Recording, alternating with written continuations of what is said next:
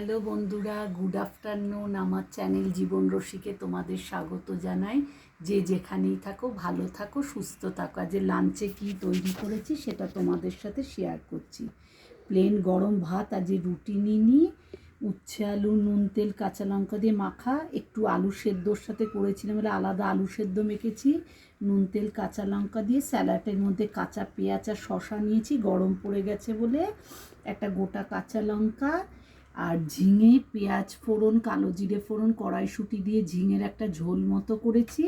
যেহেতু এটা একটু শুকনো শুকনো করেছি, কাতলা মাছটা ধনেপাতা বাটা দিয়ে করেছি। ধনেপাতা একটু রসুন বেটে নিয়েছি, তারপর একটু পেঁয়াজ ফোড়ন দিয়ে মাছটা ভেজে নিয়ে, তারপর মাছ না ভাজলে একসাথে মাখিয়ে আমরা কাঁচাটা খেতে পারি না বলে আমরা একটু ভেজে নিয়েছি। ধনেপাতা বাটা দিয়ে কাতলা মাছের কালিয়া করেছি। এটা আজকে আমার লাঞ্চের মেনু। তোমাদের যদি ভালো লাগে লাইক করো, শেয়ার করো বন্ধুরা। ভালো থাকো, টাটা।